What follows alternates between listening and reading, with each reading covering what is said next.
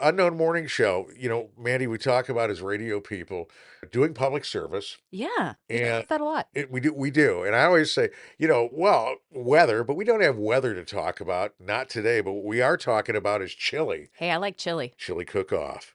One is coming up. Our good friend Blue Monday Daniels has one coming up March 1st at the Park of East Texas on Patton Lane. Otherwise, we can tell folks is known as. It's like the new East Texas State Fairgrounds. You're going to see the fair office on 64, and then there's a road that kind of tees into 64 Patton Lane. That's where you're going to take your turn and Yeah. kind of head to the back across from Dixie Elementary and find some chili cooks. Oh, and the cooking starts at 8, but when does the tasting start? 11 a.m. And the Cassie chili judging begins at, 1 o'clock. that's right. And of course, in all instances, Blue needs you. She needs judges to help out. And I mean, talk about a terrific gig tasting chili. Yeah, and you don't need any qualifications. They'll teach you how to judge the chili right there at 1 o'clock. So here's the thing you need to know, Chuck. Yes. If you'd like to be a judge, and I highly recommend it, it's a lot of fun. Oh, yeah. Don't go tasting at 11 a.m. You need to have a clear palate if you're going to judge at 1 o'clock. What she said. So we're probably going to be judging. We may be judging. Stop by, say hello to myself and Mandee Montana.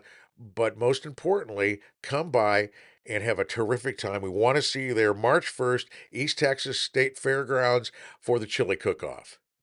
Okay, here we go. Test. Roll music. Let's roll it. Welcome to the Unknown Morning Show. It's the show where we explore radio, Podcasting, TV, gear, gearheads, and making money with a hot mic and other stuff too. This is the Unknown Morning Show. I'm Mandee Montana. And I'm Chuck McKinley. All right, Chuckles. Okay. I don't know if I've ever called you that before. Chuckles? Well, the only other reference we have for Chuckles is the old Mary Tyler Moore show. And of course, that's Chuckles the Clown. So I'm just, yeah. You're not clowning. Do you like clowns, Chuck? I'm kind of down the middle with clowns. He's marginal on clowns. I can take them. I can leave them. Although the clown in It, in the Stephen King, when you got some guy with makeup and the big nose in the sewer staring at you and they want to kill you, what gives you pause? We dealt with Michael Jackson for how long? And that was pretty much, big nose, makeup, scaring kids. Well, Jared Jones, everybody. He won how many Grammys? Pennywise can't even get a nomination? That was his. how do we... And I actually sat there this morning and I thought to myself, how do I begin the show? Because I'll be, we work together, so I've got to open things up. He's Jared Jones. I'm Chuck McKinley. Mandee Montana over there. Hello. And Jared is my broadcast partner on KTBB. We do the Drive at 5 together. He is the news anchor. I'm the presenter, time and temp guy, and everything. Mandee and I have been conspiring, Jared, to get you in the chair here for a couple of months because I know that when you're not doing news, you do your primary passion, which is play-by-play sports. So it's been football and basketball. So, thank you so much for taking time and seeing us here. We appreciate your time. Well, Chuck, Mandee, I want to thank you guys even more. I mean, I don't have too many opportunities to really slow down and do fun things like this. So the fact that I'm finally here, it means a lot. Thank you guys. I appreciate it. Oh, go ahead. No, I'm just excited to meet you in person. I've listened to KTBB, The Drive at 5, quite a few times because obviously I'm friends with Chuck and I want to be supportive. And I heard you the other day and hadn't seen you in person, so I've got this image in my head. You have such a commanding voice. You sound older than you are. I mean that as a compliment. Thank you. I appreciate it. You sound really, really good on the air. It would not surprise me if you end up in a major market. Let's hope so. Is that your goal? Honestly, my goal at this point in time is to just make it to tomorrow. I mean, I feel that, but we're at that point in life. Yeah. Can we just wake up on Monday, make sure the world doesn't burn? I'll take that. Is it because of your schedule? I have this thing with the Super Bowl.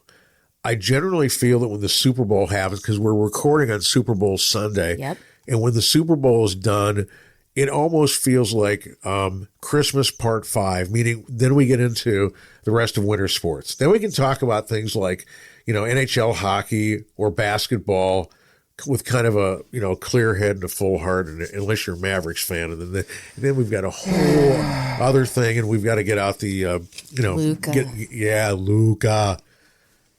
But why? I still don't understand it, and I'm not Miss Sports. I like sports. I follow sports kind of loosely, especially playoff football. I really enjoy that. Yeah, but like, I'll follow playoff basketball and playoff baseball. And so, I mean, I know who Luka is, and Yes. I understand that he is integral to the success of the Dallas Mavericks at this point.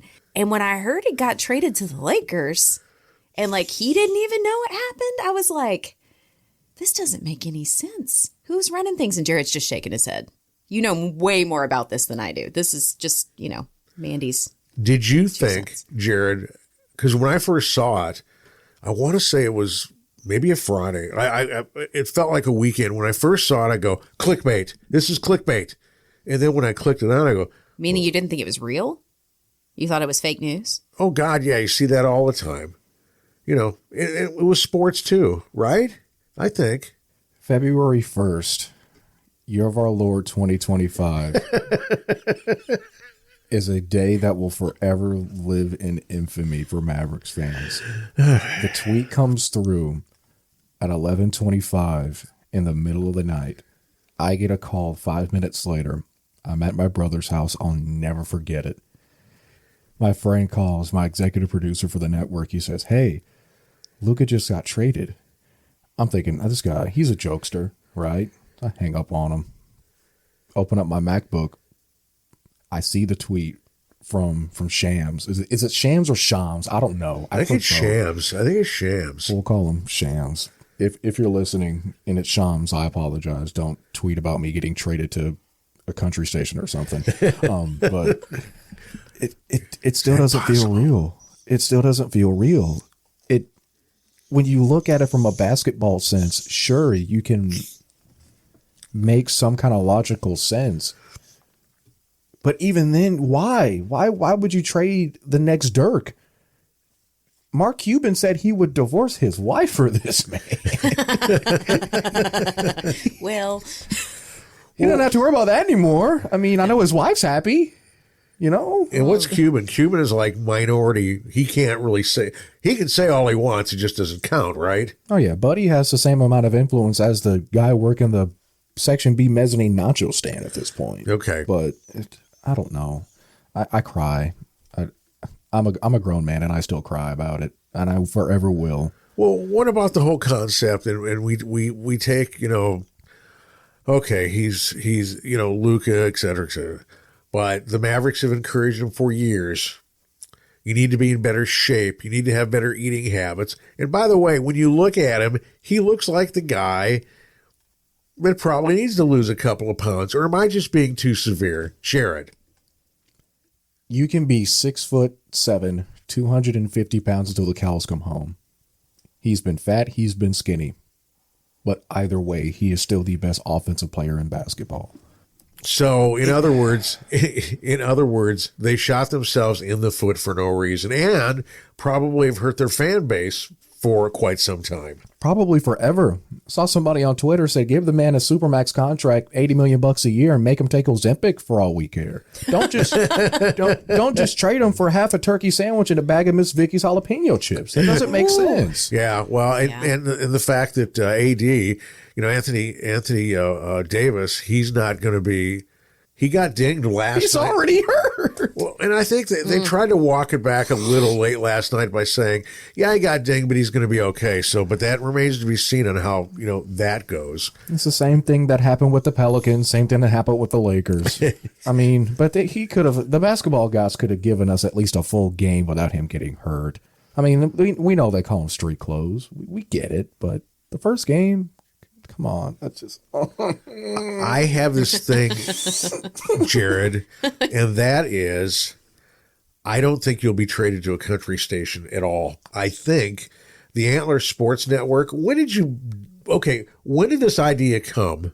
When did it start? Like when you were, 18? Were you at home dinging up something? because for reference, you're in college at UT Tyler. Is that right? Yes, About to graduate? in May. And he's only 21. Yes. He's Okay. 21. Yeah. Funnily enough, I was 18 my freshman year at TJC in the back of an art appreciation class. A good friend of mine, for some reason, was like, hey, there's this homeschool team in Tyler that's really good, Tyler Heat, and they're still good today. And they don't get a lot of coverage. I'm thinking, okay, let's check them out. I go watch a game. I'm like, man, these guys are really good. There's no reason a homeschool team should be probably the best team in Tyler.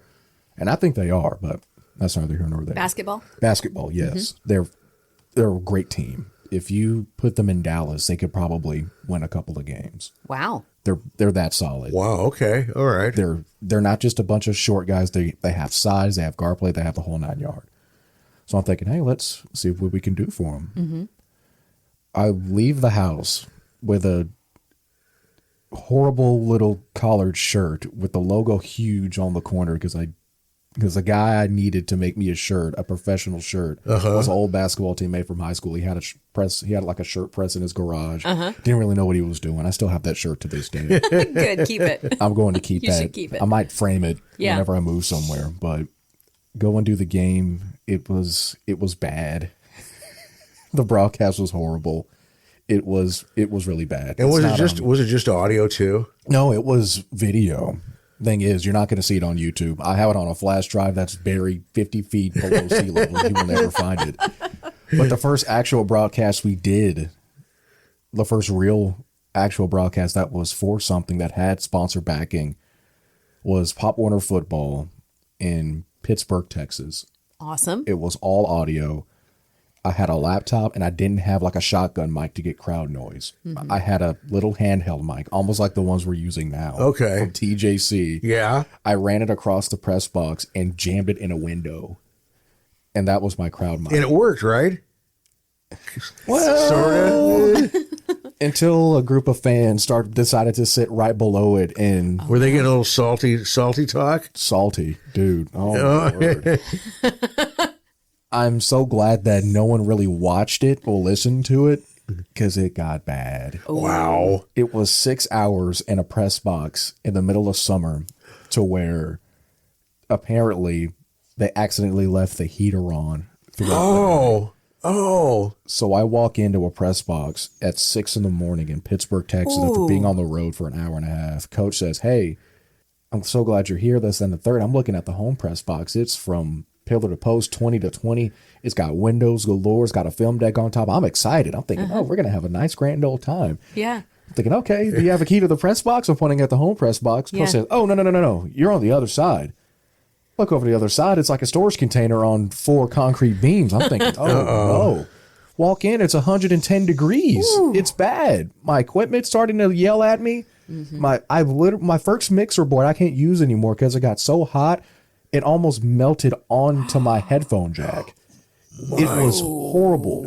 6 hours straight I was in there. Hey, was this a plain mixer board or like one of the new ones? Like it was old school. The only thing that looked like it was from the 21st century was a little red, orange, and green meter to show how loud you were. Yeah. It was bad. It was $50 on Amazon. Yeah. I hate when that happens. Man. Whether it's wet or hot or whatever. Yeah. Yes. It's just no bueno. I come out of there a sweaty, beaten down teenager. I think I lost 5 pounds. You might have. It was bad. You got paid though, right? No. No? I got paid not from, the thing is I had 2 sponsors and I will never forget them. It's Joe Thompson here in Tyler. He's been the mechanic for my family since I was little. My mom changed my diapers in this man's bathroom. No. That's how integral he was. I go to him, I pitch my idea. He don't even let me get a pitch off. Typically a sales guy, hey, I'm so-and-so. This is what we're trying to do. This is what we need. Mm-hmm. Yeah. He gets me 5 seconds. He says, how much you want? That's $100 check here. So with that $100 and a place called Wings Inc. in Tyler that's now closed. It was on the south side of town, like you're going with Gresham Flint. Mm-hmm. And that was the first commercial I ever filmed. I think it's on YouTube somewhere. It's bad. It's very bad. But you have to start somewhere. Yeah, and I look back, and even now with the Roku platform, I have the ability to upload some old games, some classic games, buzzer beaters, whatever. And I'm looking at them, and I'm starting to cry because I'm thinking, man, this 18-year-old started with a Pop Warner game. Mm-hmm. Now I'm doing TCU, UIL state championship, some of the best teams across the country. And the biggest part about that are guys like you guys that just watch for the fun of it. Yeah. It's the kids that come up to me and say, hey, we're going to be on TV. I mean, the glow on their faces when they see a camera crew show up to their game. Yeah. Yeah. To watch them do what they do best. Mm-hmm. It's a feeling that you can't commentate. There's no play-by-play. There's no stat for it. Mm-hmm. It's amazing. Well, in regular terrestrial radio too, that outlet is disappearing. It is. Or you'll have the home office in New York or whatever and say, you know what, that's not important. We don't need play-by-play of this high school. We'll just do what we do best.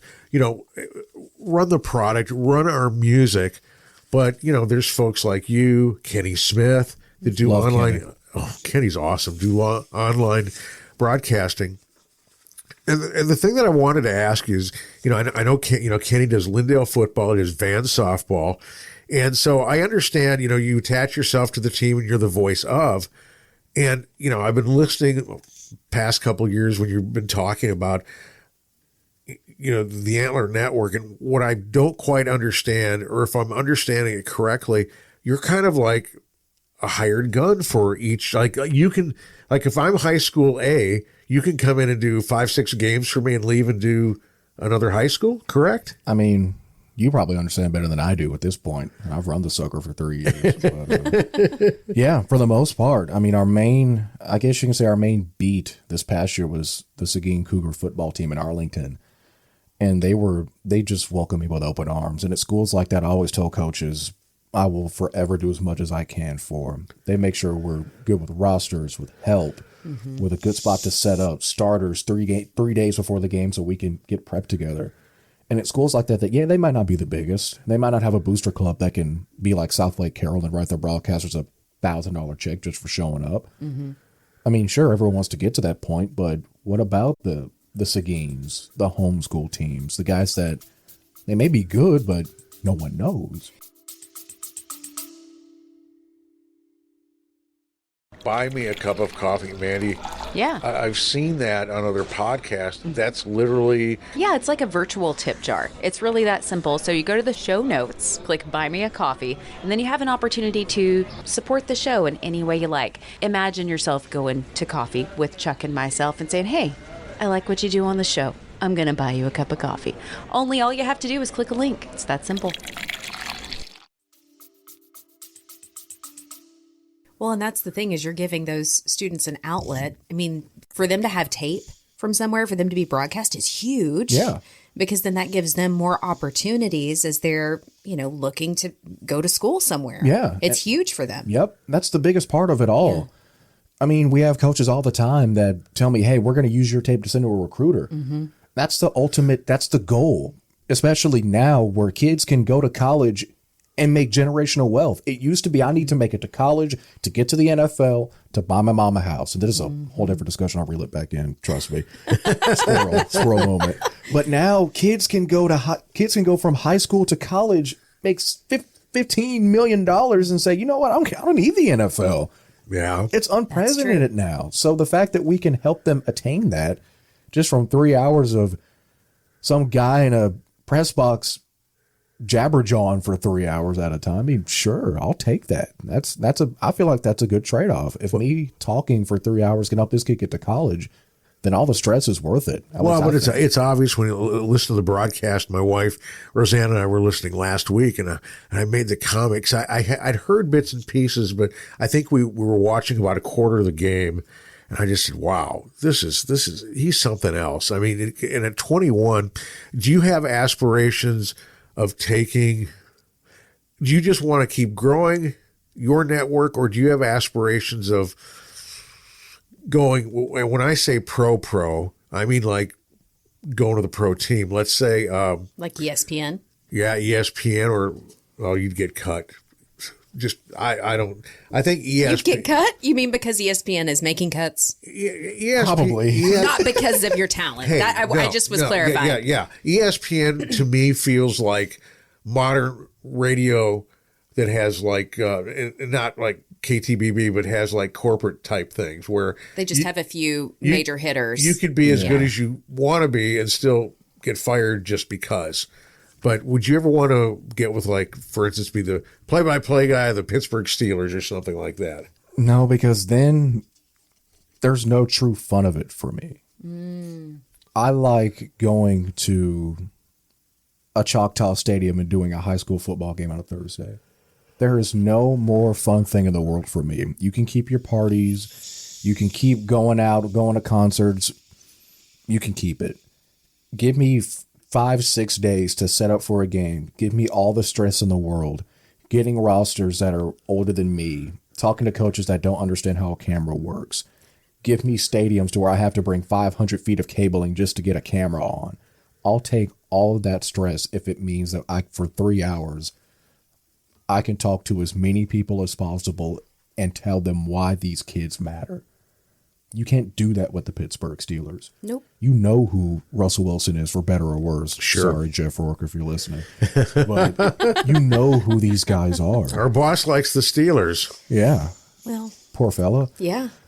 Russell Wilson kind of settled down, though, right? I mean, well, they're not in the playoffs, so of course they did. He's definitely settled down now. Yeah. Watching the game at home. But you don't get that being with a pro team or even the big-time college teams.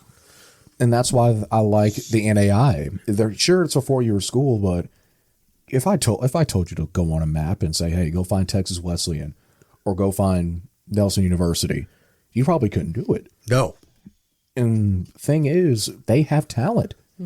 Susie Moran, we just talked about her, plays for College of the Ozarks in Point Lookout, Missouri. If I told you to find Point Lookout, Missouri on a map, gun to your head, you might as well pull the trigger. I can't find it. Yeah. I'm in trouble. I'm a dead man. Ain't going to happen. But she just had a performance yesterday against Texas Wesleyan in terms of bigs that I haven't seen in years. It was ridiculous. She could go play D1 ball somewhere. She could play the 4 for a Hofstra, for a good mid-major school, a Providence, a St. John's, a UC Irvine or Davis. Okay. And if that 3 hours of film that we had on her putting up 20 points, 15 rebounds, looking like the Caucasian Shaq, then so be it. Then so be it. I'll take it. Yeah, that's awesome. You can't do that with big D1 schools. I mean, sure, everyone wants to say, I want to do play-by-play for the Cowboys or for the Rangers or whatever. No, I'll just stick to my little high schools and colleges because I know that's the bigger purpose. Well, the other thing that when I hear you talking, Jared, I also hear you want to be free to pick what you want to pick versus having somebody, and it'll be your business. So do you see yourself sticking with your network and just keep growing it and growing it and growing it? Oh, yeah. I mean, at this point now, I think about a month or so ago, we announced we're going regional, kind of. We're taking the Valley approach. We just opened ASN South, which will predominantly be covering San Antonio, San Marcos, Austin, Houston. And we have currently looking at 15 interns for Texas State University that they've told us, hey, they're kind of lost at our radio station for the Bobcats because there's so many of them. But we still want them to get experience, whether that be in photography or writing. Or so you can give them that experience? Yeah, I can give them my platform of someone that I trust to help run it and let them get the experience they need because you never know. Well, hopefully there's somebody better than me out there. Doesn't take much, but hopefully there's somebody. Well, that's awesome because you're not only helping the athletes in that way then, but then you're also helping young broadcasters because they have fewer and fewer outlets. Oh, yeah, for sure. Yeah. I mean, not everyone wants to open a business. I mean, it takes a lot. Yes, it does. It's a lot of sleep that you lose and even just basic working nowadays. I mean, you have to slave away just to make enough to keep gas in the car. And I've heard you talk about when you've talked about, you're going to the stadium, you have your cameras, you have all your cables. And, I think about it in the only terms that I understand, and both Mandee and I had mobile DJ rigs. So you're hauling that stuff. How much stuff are you hauling anyway? Or is it just what you need? Thing is, I try every year to make everything as compact as possible because I don't have a huge trailer. I don't have a huge truck. I have a 2017 Ford Escape. For all intents and purposes. Capsulize. I have a mom car. Okay. All right. I'm better suited for hauling kids to soccer. Okay. Let alone a whole broadcast thing. but I try to make it to where if I need to get out of a spot quickly, I can. I try to make it as compact as possible while having everything I need and more. Because you guys know firsthand, you can bring everything you want. You're going to need something else that you probably forgot to bring. I've made that trip to a store occasionally. Oh, yeah. You've had to go to Walmart and get an extra adapter or an extra extension cord or plug too many times. And you say that prayer, please be there, please be there. Oh, my word. Yeah. The amount of times a Walmart has saved my broadcast career is amazing. We almost screwed up doing a game at TCU. The biggest game in network history was a basketball game at TCU. Okay. And we brought the wrong tripod. No. We brought the right camera, just the wrong tripod for it. We didn't have the bottom horn for it, so it didn't attach. So me and my good friend, Zach Abercrombie, love him to death. Met him at UT Tyler. He's now the executive producer. That man is so talented and has saved my rear end. I don't know how many times. He found some burlap rope on the other side of a little film deck right at the tippy top of the arena. With that and duct tape that we got from the campus store walking around the corner from the gym, tied and taped our camera to the tripod. And if you go watch that game, you can see him just slowly but surely trying to lean the rope back into the position where it needs to be. Oh, wow. So trust me, rigging, bringing everything you can, I've understood in 3 years still isn't enough.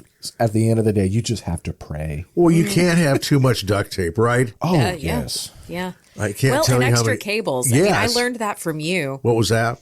Having a bag of just extra cables. Oh, yeah. Not knowing, like extra extension cords, extra XLR cables, extra chargers, like anything and everything, like duplicates of stuff, because sometimes things walk away or you misplace them. Yes. And so if you have that extra bag that just has all the extra, chargers and cables. And I mean, I don't do mobile DJ rigs anymore, but when I go to conference, if I'm away, I have that kind of like little charger bag for my phones and my Apple Watch and my laptop and everything. And I have duplicate chargers and cords and stuff because inevitably somebody forgets something that's on my team, or I forget something and misplace it. And so I have duplicates. My knapsack has become that. Yeah. I think it was about 3 months ago. I was cleaning it out and I was like, I'm never going to criticize my wife about her purse ever again. Ever. Because I was like pulling like things out. Why do I have a 25 pack of pens? He has a thing about pens. I'm a pen. He really yes, does. You're right. I'm a pen freak. I always need my pens with me. So, if all of a sudden something's being said, I'm going to go, can I use this paper? Yeah. And then I'm starting to write down. When we've talked and when I've been listening, I know you do football and basketball. What about spring sports? Are you going to do baseball? Eventually, it's just the sheer fact that once we can get to the point to where we can talk multi-year contracts for football, then, and with not only with teams and schools, but with sponsors too, that's when I can feel more comfortable to get out and do a baseball, to do softball. Because now we're just going year to year on football. We're flying by the seat of our pants. If we can sign a Louisville ISD school, then sure, we have that entire Louisville market to sell for the entire summer. Okay. If we have Arlington ISD, they want 10 games a year, then we can go to Arlington and sell heavy. Okay. But we don't have that luxury yet. So you want to be able to have it financially stand on its own 2 feet, right? Right. I want to be able to just say, go to a sponsor and say, okay, we're going to have games wall to wall from August to August. Sign this 3-year contract as an advertiser, and we'll be out of the door. We'll get the money. We'll get their commercials done. They'll get the airtime they want. And I want to make it that simple to where if I decide to take a step back, if and only if we have like a sales director and I can tell them, hey, this is what we have. This is what we need for the budget. These are the areas that we're broadcasting in for this year or for this sport. That's, to me, that is when I can truly feel comfortable doing baseball. Because that gap from the end of basketball playoffs, which would be what, March, early to middle March, to August to start a football, you need all that time, not only to sell, but to schedule. Because in Texas, you guys know firsthand, coaches lose their jobs in an instant. Yep. Just this past week, I know of 7 coaches that either lost their job because they got fired or whatever, or just went somewhere else. Mm-hmm. And I've had times last year. Then you have to build a new relationship. A whole new relationship. Yeah. Oh my goodness. Year after year, I've had a big game scheduled in a Houston area or Dallas or East Texas or wherever. And I'd call the coach back a couple of months like, hey, just want to make sure we're still on. Oh no, I'm coaching here now. Well, thanks, buddy. Now I have to figure out a week 7. And that's $500 from a car dealership or a car wash that I can't use anymore. Yeah, but wait a minute. If it's something to where, and maybe, so you have the sponsorship, you're doing the school, does the coach come and play in terms of giving his blessing to the event? Oh, for sure. Oh, They really? have I to. didn't. To me, they have to. Because at the end of the day, when a coaching staff is all into an event, that makes it better for the kids. Yeah. And you too, as far as information, right? Yeah, because I can send yeah. a coach a link until the cows come home. But if they don't know how to properly share it out, doesn't matter. Right. When I can tell an assistant coach, okay, this is where fans can watch the game, this is where fans can listen. The pregame coverage starts at 6:30. If a coach can put that in a Twitter post or on Facebook or send it to the Booster Club, that's an instant 100 extra viewers right there. That helps everybody. More people get to watch their nephew Simon get his head knocked off because he plays linebacker and doesn't know how to tackle. I mean, but hey, that's my baby, though. At the end of the day, that's my baby moments. That's what makes the network go. And coaches help that. They make that happen. Well, they're leaders, right? Right. They're leaders on the field, but they're leaders off the field oftentimes in their communities, especially at the level that you're working with. Yeah. Yeah. For high school and even up to college, especially as we work with the smaller colleges that don't have 50 guys in social media to make a graphic or to take media day pictures and all that stuff. So I try to do whatever I can, whether that's working with Booster Club saying, hey, if we have 5 games on your schedule, here's a pitch deck that we could use. We'll split the money 60-40 advantage to you guys. I'm fine making 40%. If the Booster Club can make 500, I'll take 200. That's awesome. Because then they're going to want to bring me back, and that's more games, and that's more games, and that's more advertising revenue for everybody. You've got more buy-in. Oh, yeah, a lot more buy-in. How big is your team? You've talked about your executive producer. Is it Zach? Did I hear that right? Zach Abercrombie. So it's you and Zach. Who else is on your team now? I mean, we have the ASN South guys, which is Thomas Terry. I've known him for a couple of years as well. Funnily enough, met him through Zach. Yeah. He's currently at Texas State, but when he graduates, he'll be up in the Metroplex. So ASN South, I'm pretty much using that to build him up, let him experience not everything that I have to deal with, because I don't want him to, because I don't want him to leave. I don't want him saying, this is way too much. So when he goes up to the Metroplex, he'll have that experience to where if we want to start an ASN North next year, that we can, because I know he has experience. I know he can get it done. And then the kittens and puppies that we're training at ASN South and San Marcos and Texas State, they can go out and do it. Okay. So that keeps that going. So that's the relative team. In terms of the actual day-to-day. You've got 3. No, because I don't want them to do the graphics or to do the prep or all that stuff, because they have their own lives. Yeah. I don't want, because they want it to be part of the dream. And I want them to do as much as they want and that they can, because I don't want them burned out like me. Okay. I don't want them to be dumb, staying up at 2 a.m., looking up that the star point guard for Team A used to work at Foot Locker in high school. That's stuff that I want to be able to do. Now, if someone wants to do it, I'm more than happy to help them. Yeah. But in their application, it didn't say you're going to have to do all this and do all of that. I want you to use your talents and build.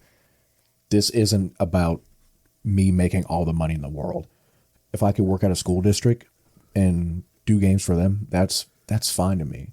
If I can go around a district with 5 schools and do a new game every week, I'll take it. Okay. But as long as I can take a couple kids from each school that think they want to get into it but don't know how, because no one's ever asked them or tried to help, whether that be their own fault or whoever they're around, if I can pull those 2 kids and they say, hey, I like this, I want to do this forever, I want this to be my life, that I'll take it. And wherever that is, that I can do that, whether it be East Texas or Dallas or Port Arthur, wherever. Hopefully not Port Arthur. No It's offense a drive. to oh boy. Yeah. But that's the biggest thing for me. Not to build financially, but to build the future. Because I want someone sitting in the back of an art appreciation class, just like I did at 18, to have that dream and not have to struggle.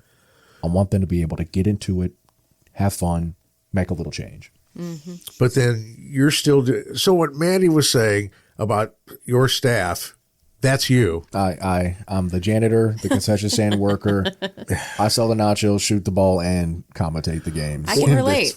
When you're pursuing a dream, you have to be all in on it like that, at least in the beginning, so that you do understand everything. And then later, like you're saying, you can teach, you can bring people in that you have as a partner, like I did with Chuck on this. Yeah.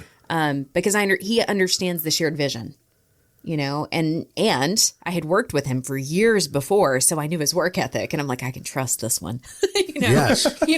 Some people, want to be part of it or want maybe the notoriety or the spotlight, but they don't necessarily have the skill set to be helpful. It sounds like, well, yeah. Have you run into that at all? You'd be surprised. But you know what, Jared, it's kind of like this.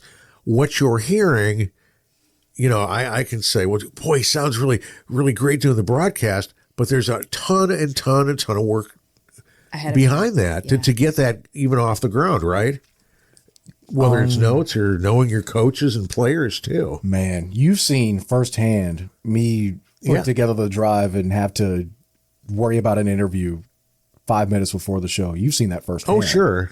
I mean, whether that's getting prepped together at the last minute because a kid got hurt, or having to talk to a coach because sponsors want a 30-minute pregame show, and I don't have 30 minutes worth of yapping. I don't have enough yapping material after 30 minutes. So I can't even quantify it in an amount of time. I can just say it's a lot. I mean, anyone can just find roster, name, number, position, height, and go to town for 2 hours or an hour and a half to do a game. I can't do that. Even for tournaments, when games are back-to-back, I can't do it. I have to have something. I need to know where the coach went before that. Who was the best player on the team? Did they play on JV for their first year? Were they a freshman playing on varsity?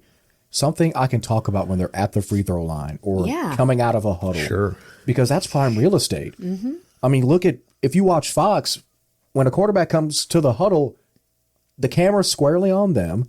They have a graphic, and the color and commentator, play-by-play commentator, have a storyline. They have a topic. They have a headline on that person. Every person has a headline. Every person has a story. And to me, the sign of a good broadcaster is that they have that headline. Yep. Come hell or high water, whether you have to talk to them personally, talk to their mom. I've done that before. Yeah, it works. Pull mom into it? Yes, for Texas College, the first year of football that I had, even though they were getting trounced by 50, they were pulling viewers, and it was good content because people wanted to watch. The quarterback at the time, Isaiah Sadler, graduated from Princeton High School. I talked to his mom. His mom emailed me after the first broadcast we did. Said, hey, we really appreciate you doing the games. My son's Isaiah. You said a lot of great things about him, and our family appreciates you being able to do the games. So we talked, and I got some facts about him. I didn't know he set the high school record for most charges taken in a basketball season. You don't get that by looking on the internet. You get that by talking to the quarterback's mother because she emailed.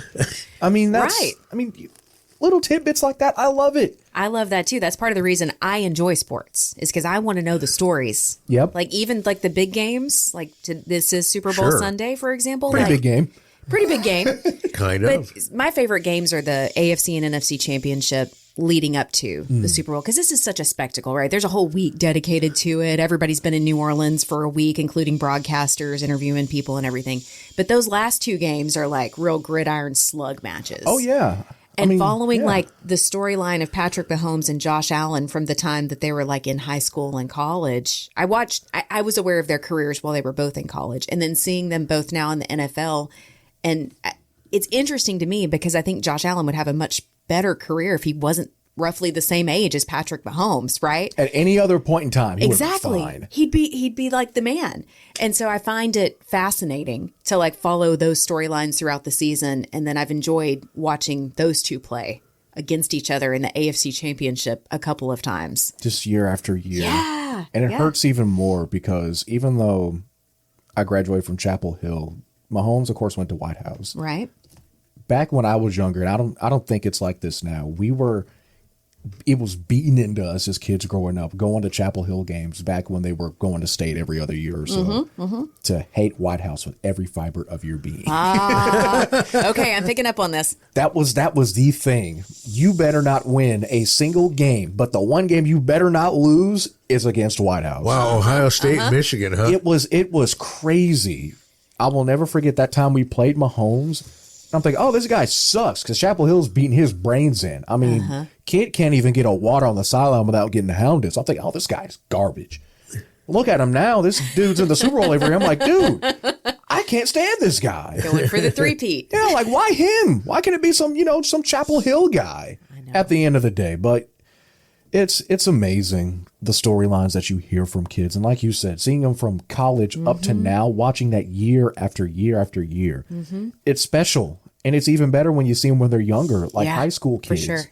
You see them at the JV game, you're watching them while you're finishing up prep for the varsity game. Yep. Year later, he's the main guy. He's the starting point guard for the varsity team. Yep. It's sports. The beauty of sports is the people. Agreed. It's 10 guys from 10 different backgrounds, 10 sets of parents, 10 different homes, 10 likes, 10 dislikes, 10 fears, 10 different personalities on one 94-foot hunk of wood or one 120 hunk of grass at one time. Sure.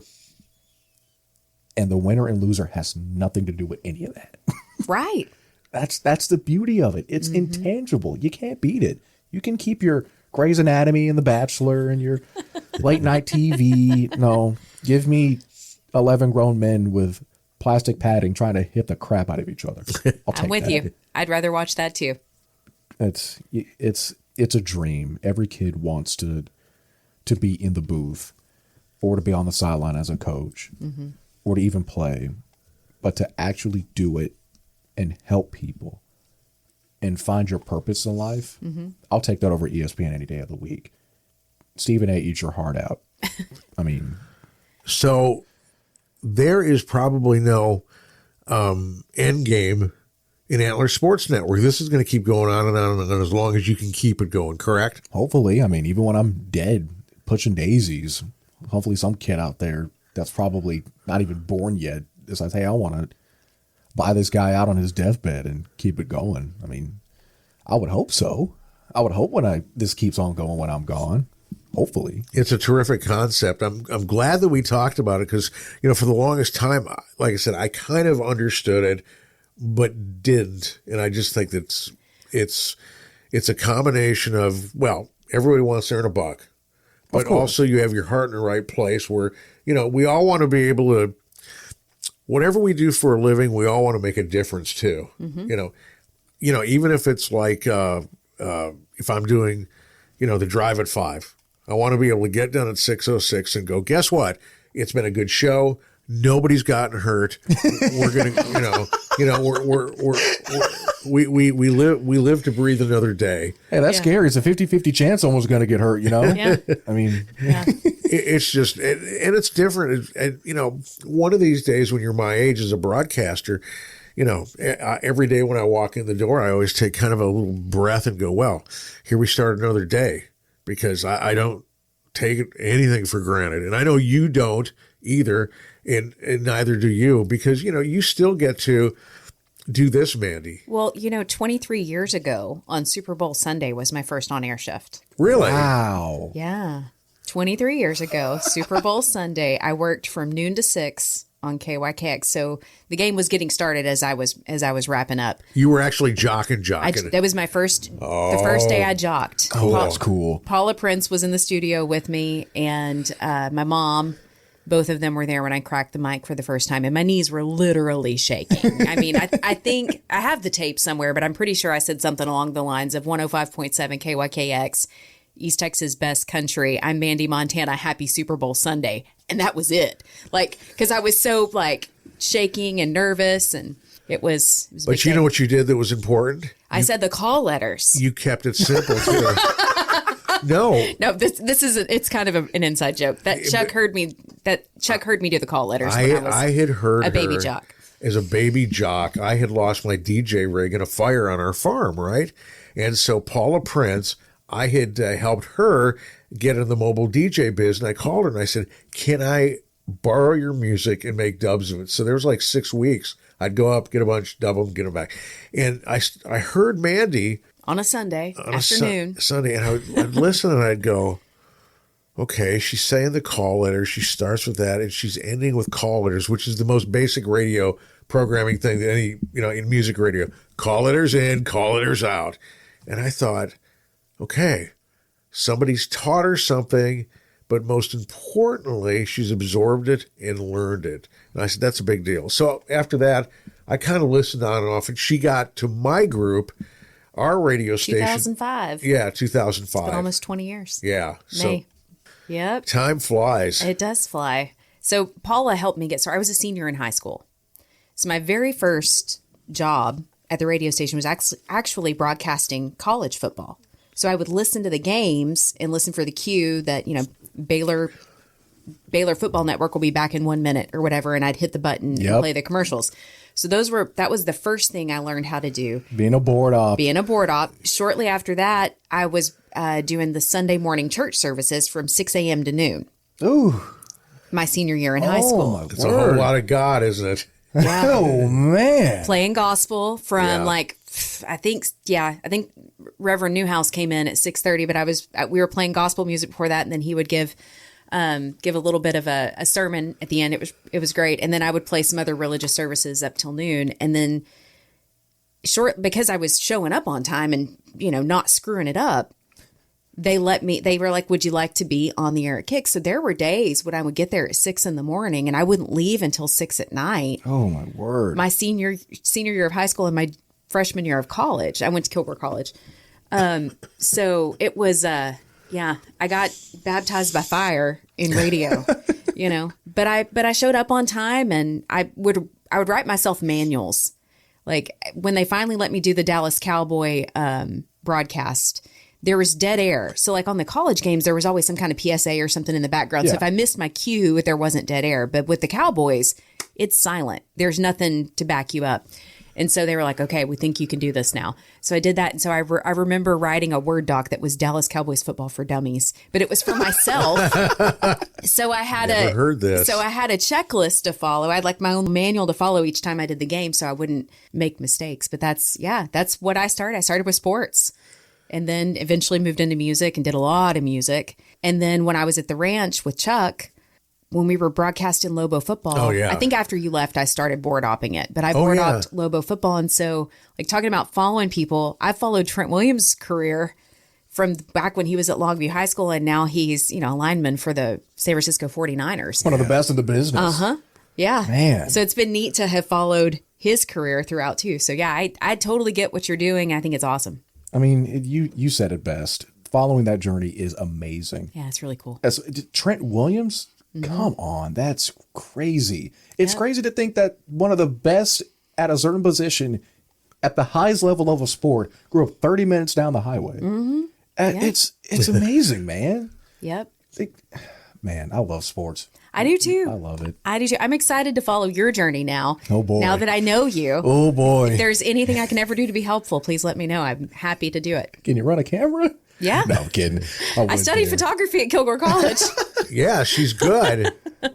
I mean, I have a weird set of skills. Like Liam Neeson says he has a special set of skills. Yeah. I have a weird set of skill. I have a lot of different ones, but yeah. If I can ever be helpful, let me know. I mean, the best thing you could do if I'm stinking up the joint, send me a text like, "Hey, man, okay, get your you know what together." It's not like garbage. I mean, that's the ultimate thing. I mean, because I get emails all the time about, "Oh, the broadcast isn't working, ma'am. Do you have your Wi-Fi on?" Mm-hmm. Oh, if I can get an email saying, "Hey, you sound horrible. Fix it. Just be better." I would never say that. If I was going to give you constructive criticism, I would give you like actual details on like, hey, try this. Yeah, please do. This is great, but try this. Yeah. But so far, I mean, like I said, I've listened to you on KTBB. You sound great. Well, thank and you. And you're working with incredible mentors in the building that can help you. I'm sure Chuck's probably given you lots of feedback over the time you've worked together. The main reason I'm even alive on the drive is because of Chuck. I mean, after John Sims passed, may he rest in peace. Yeah. I was like you. I was a board op for 2 years and recorded a news cut a couple of times a week. Chuck seen me running around the newsroom. Oh, sure. He didn't know who I was. Is that what happened? Did Jeff come to you and say, you know what? You've been doing news actualities. Will you come and do news? Is that how it works? Yeah, because firsthand, there were about 2-3 guys in the newsroom that they would cycle through to try to figure out who could do the drive.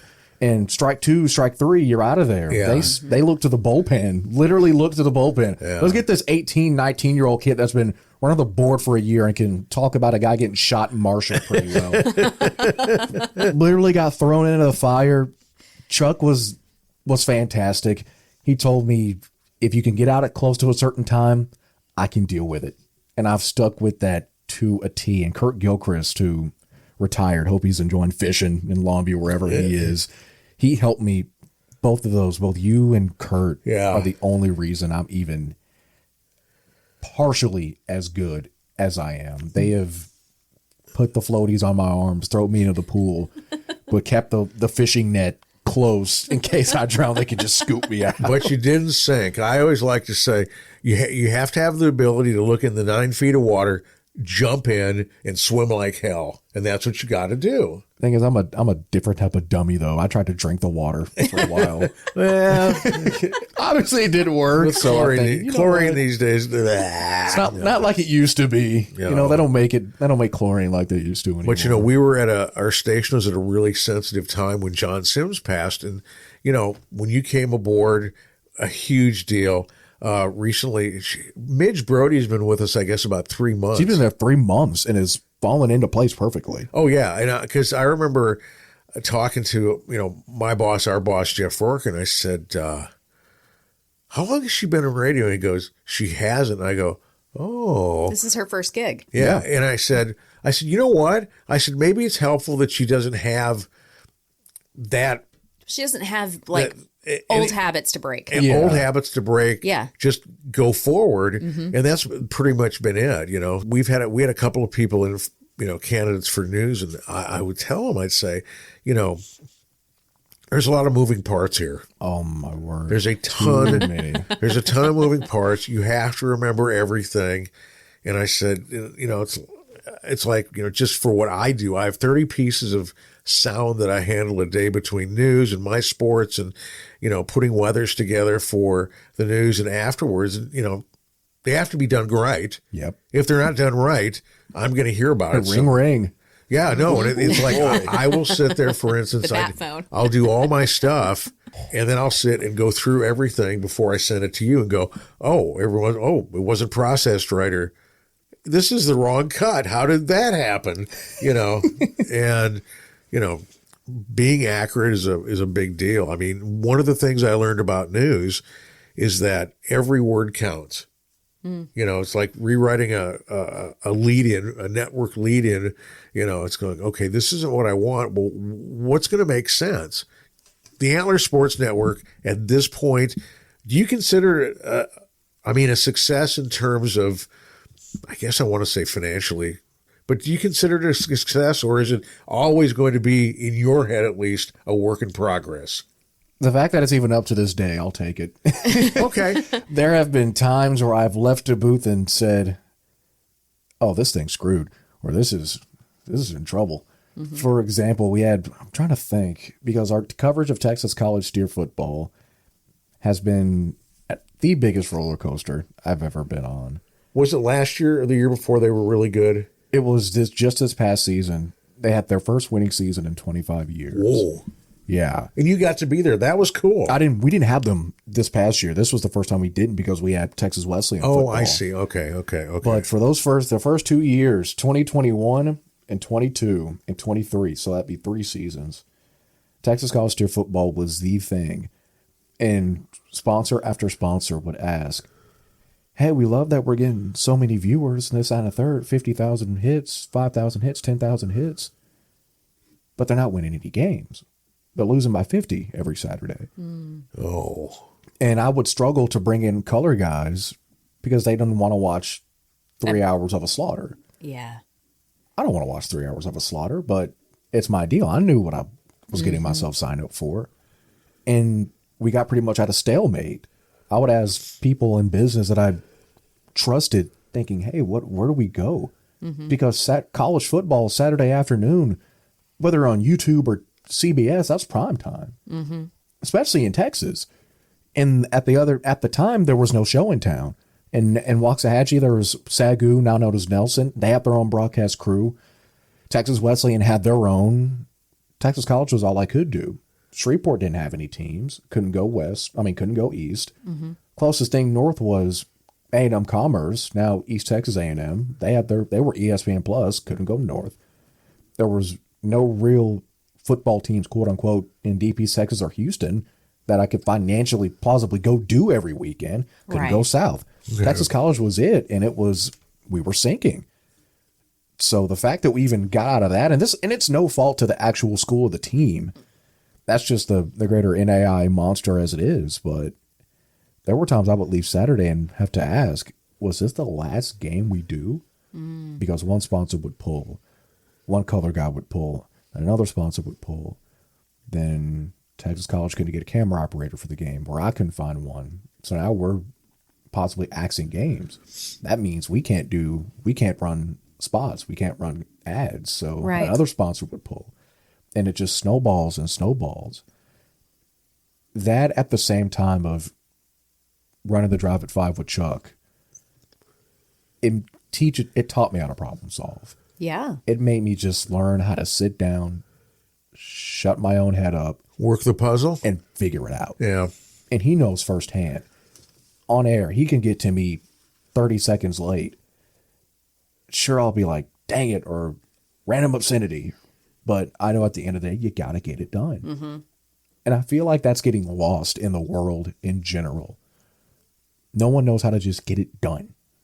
Everyone wants to ask questions or say why or how or quit. Or just straight quit. Instead of just putting your head down, turning into a battery ram, put your head through the wall and figure it out. Well, and I've told people doing the Drive at 5 too. Our pal Midge Brody is we've been working on it so that she can actually do what I do, and sub for us. And I've said, we have 4 points during the hour that are hard hits because we have to hit the network.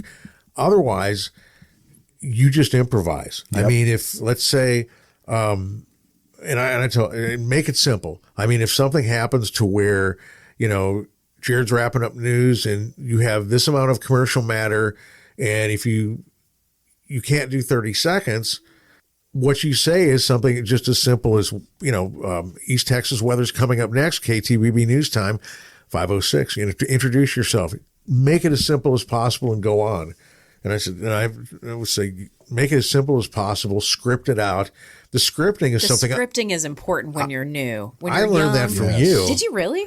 Yes. When Mandee was with Talon Square, there was one time you were doing 6 stations. Yeah, I did 6 different shows. Oh, my word. During a day. In a day? In a day. On 5 different formats. She would show me her scripting. 2 different states. Yeah, she would show me her scripting, and I would go. And at the time, it was coffee time, and I go, "Oh, okay, coffee time." So we would meet for like coffee on a Saturday morning, and he was curious and wanted to see how I made it all happen. Yeah. And there was a formula to it. Without a formula, without a plan, it wouldn't have happened. And we talked about things like, you could sit there and have 6 stations, maybe 3 different formats, but I could talk about Super Bowl. Yeah, certain commonalities to the whole thing. All of them, right? Yep. So depending on, whether it was country or rock or pop or AC, it didn't matter. Football's football. Football's football, and everybody watches. And that's actually how I learned about Josh Allen, because I was on a station in Wyoming. And they were all hot for Josh Allen and Cowboys football, the University of Wyoming. I mean, what else is there? He was crushing it, man. Are you talking about Wyoming in general? Yeah, yes. Well, Yellowstone Park, but that's about it. You got Josh Allen, you got their National Finals rodeo in June, and you got Yellowstone Park. The big 3. Those were some of the things I talked about all the time. You have your Wyoming trivia down pat. I mean, there we are. They called tourists that acted like idiots Tourons. That was like lingo. because they would do things like try to take a picture with a buffalo, which is a really bad idea because buffalo are aggressive. Like you don't want to try to take a selfie with a buffalo. It's a bad plan. You might get killed. Might be a bad idea. Might be a bad idea. But yeah. So yeah, I had a Word doc, and I knew in music radio that most of those stations I had either 4, 5, or 6 breaks an hour, and I was on the air for either 4 or 5 hours typically. Oh man. So that's what, you get 16 to 25 breaks per show. And so I knew that once an hour, like if it was the Friday before the Super Bowl, I probably like once an hour or every other hour, I'm probably going to mention something about the Super Bowl. Right. But then other times I have to say something about an artist, or I have to say something that's local about a Toron if I'm in Wyoming, or, Toron of the day. Toron of the day, something like that.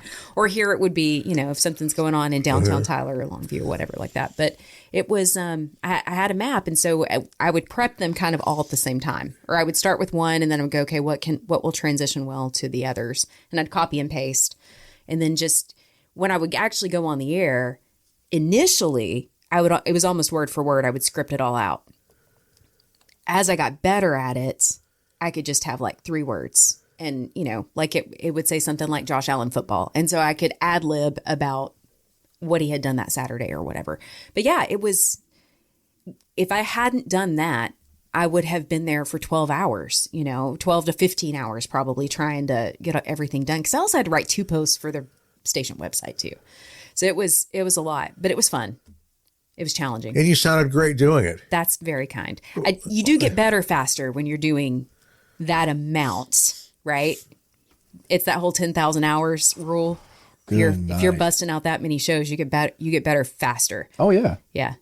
I mean, you can apply that to really anything. Absolutely. Sports. That's why I love radio, people, because radio is one of the few industries to where if you're not good enough or you can't cut it, it shows and it doesn't go away. Either you got it or you don't. Yeah. Yeah, it's usually pretty easy to spot pretty early on. And, And you've got to work hard. You've got to do your job. Mm-hmm. I've said before, you can recognize talent and you can take that talent and nurture it. But the one thing you cannot do, and anybody can, is teach hard work. Yep. I mean, and I've seen situations where, I've seen, the way in the past where, people would not apply themselves and consequently just go, man. They'd work themselves out of the business. Yeah, exactly. Because, or not work themselves. Well, because the thing is, we're in a business, we're in radio, and I think in a lot of businesses where there's been shrinkage, so to speak, I don't think there's room for head cases or prima donnas or people thinking, I'm all that, just because if you do, there's somebody that's going to come in and do the job just as efficiently, Mm-hmm. Probably for cheaper. That's also part of the problem. Or be the one man, the one man show. Yeah, exactly. Yep. I love radio, man. It's amazing. It's a great business. It's a great industry. I mean, whether you start as a board op or start on air, it's fun. Once you find your niche, it's amazing. I mean, the ability to talk to people from their cars. Mm-hmm. And again, it goes back to stories, whether you've just got a new puppy or you just got fired or just bombed your first date, whatever. Mm-hmm. Guess who's going to be in the car when you turn the car on? You guys. Sure. It is up to you to make their day better or to teach them something. This has been another episode of The Unknown Morning Show. I'm Mandee Montana. And I'm Chuck McKinley. This is our show to explore radio, podcasting, gear, and the gearheads that use the gear, and making money with a hot mic, and other stuff in between. We'd love for you to follow us on social media as well. Follow us on Facebook at The Unknown Morning Show and Instagram at The Unknown Morning Show. See us on YouTube at The Unknown Morning Show. Thank you for listening to The Unknown Morning Show. I'm Mandee Montana. I'm Chuck McKinley. And remember, be kind and rewind.